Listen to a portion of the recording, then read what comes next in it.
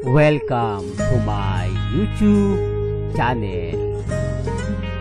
Kung bago ka lang sa channel na to at true-blooded Aldab Nation ka, tama po ang channel na pinuntahan mo. Kaya considering na po kitang bagong subscriber. At huwag mong kalimutan pindutin yung bell para lagi po kang updated sa bagong video na ilalabas ko. Salamat po sa iyong pag-click sa channel na to. Welcome back mga kadab. Ito na naman po ang inyong lingkod, si Mr. Destiny. At magbibigay tayo ng pinakamagandang update po ngayon sa social media. Ito yung pinaka nakakatawa ng mga kaganapan po. Pabor na naman syempre sa Aldab Nation. Ganyan ka naman Mr. Destiny. Lahat naman ng sinasabi mo, pabor pa rin sa Aldab Nation kahit walang ganap, kahit walang update. Well, hindi naman po tayo namimilit, hindi po ba? Sabi ko nga po sa inyo, yung mga sinasabi ko rito, base rin naman po sa pinag-uusapan sa social media, sa mga website, sa Instagram, sa Twitter at sa Facebook. Di po ba? Kaya wag po kayong maniniwala na si Catherine buntis tapos ikakasal sila ni Alden Richards. Lahat yan ay taktika lang po ng mga taong kumbaga naiinis kay Alden Richards, nagagalit kay Alden Richards dahil hindi man lang daw po ito nagpaparamdam. Wala mo lang daw pong pake sa mga cut din. Totoo naman po, hindi po ba? Totoo naman po yung mga sinasabi nila at pinapaliwanag. Wala naman po talagang paki si Alden. Kaya ulitin ko, hindi po nanligaw si Alden. Magkaibigan lang daw po sila ni Catherine Bernardo. Di po ba?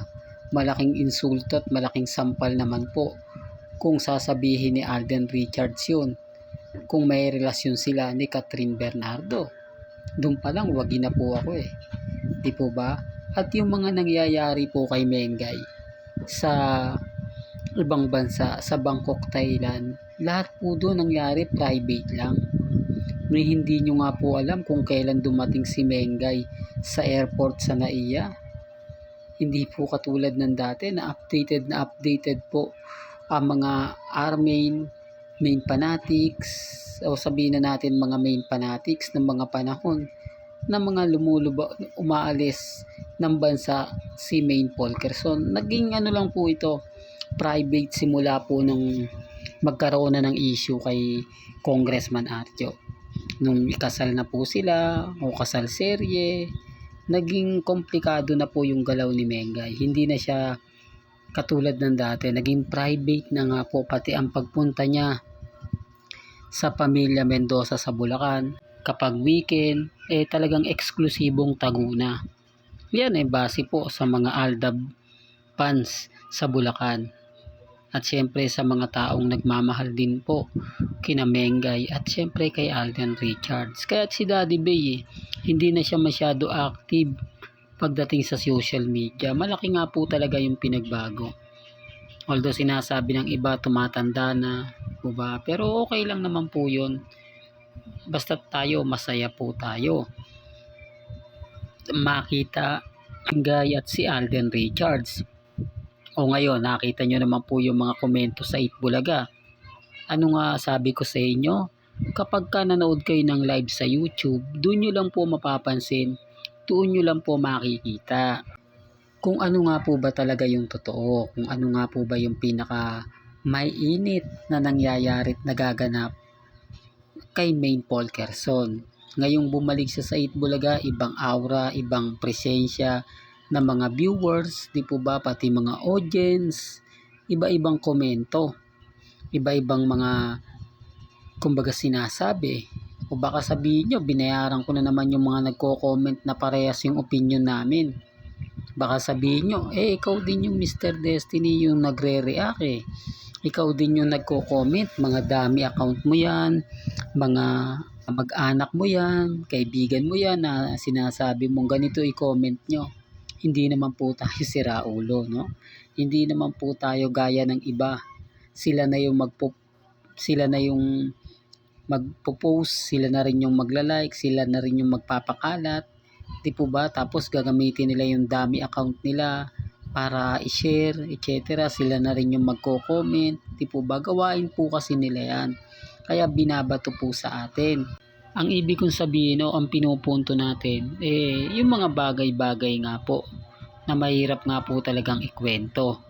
Mga bagay-bagay na talaga naman pong mapapaisip po sila. Real talk mga kaaldab, kaya nga sabi ko sa inyo, ako kampante lang po ako. Relax lang po ako. Never po akong nagpapa-apekto.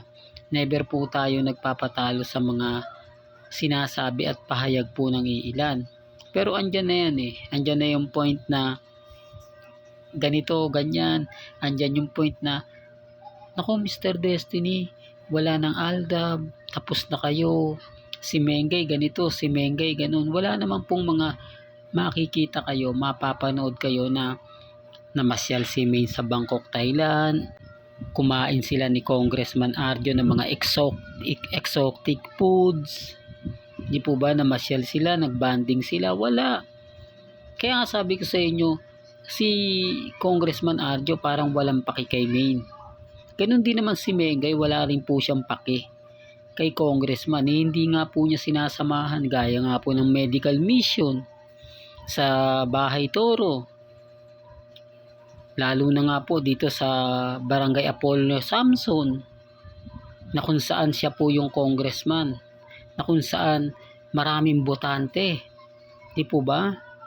Sinasabi ko lang po ito mga kaaldab para lang po sa kaalaman ng lahat Lalo na po sa sitio militar, sa Pugad Lawin. Yan yung pinaka madalas ang medical mission na pumupunta naman po talaga dyan si Congressman Arjo. Pero never po nilang nakita si Maine. Never po nilang nasulyapan si Maine.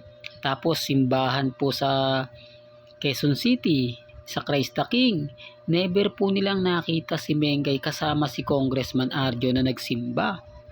Hindi, pasensya na po kayo kung bakit ko to sinasabi sa mga taong taga District 1. Alam nyo po yung pinupunto ko. Alam nyo yung sinasabi ko. Di po ba? Kaya nga po yung iba bali wala naman si Mengay, kahit hindi napuntahan niya sa Bangkok, kahit wag na samahan, hindi niya nga nagagawang samahan si Congressman Arjo. Hindi nga daw siya nagpapakitang gilas. Although sabihin natin pagdating sa kampanya na andun siya. Pero yung mga event gaya nga po sa Quezon Circle, di po ba nagpaano diyan si Congressman Arjo, pero walang Meng Paul Quezon ang nakita. Yung mga ginagawa pong ni Congressman Arjo, never pong nakikita si Mengay. Kaya nga sabi ko sa inyo, 3 years, for the record lang po, sa SONA, never pong pumunta si Mengay para suportahan si Congressman Arjo. Hindi na ako namimilit. Kahit si Ibyang hindi po nagsasalita dyan.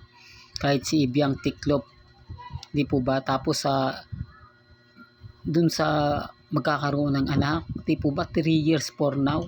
Ibig sabihin yan, magbibilang ka pa ng ilang taon bago common sense. Sabi ko nga po sa inyo, dati matapang si Ibyang. Dati madalas ako binabatikos yung Aldab Nation, nagre-react si hello, ganto ganyan, etc. di po ba? Pero ngayon, nakikita nyo ba bang nagpo-post, nagre-react si Ibyang? Hindi po ba hindi? Magiging bitter lang po ako, magiging lang po ako. Pero ang totoo naman po mga kaaldab, kung titignan nyo at susuriin, ako pa naman po talaga yung mas maraming alam kaysa po sa kanila. Kahit ipilit po nila na updated sila, wala pong problema. Pero pagdating po sa social media, never pong magpapatalo si Mr. Destiny. Never po tayong magbibigay ng mga update na talaga naman pong mapapaisip po sila. Sinasabi ko lang po ito para lang sa kaalaman ng lahat. Pinapaliwanag ko lang po ito sa mga mami, sa mga titas, at sa mga senyor.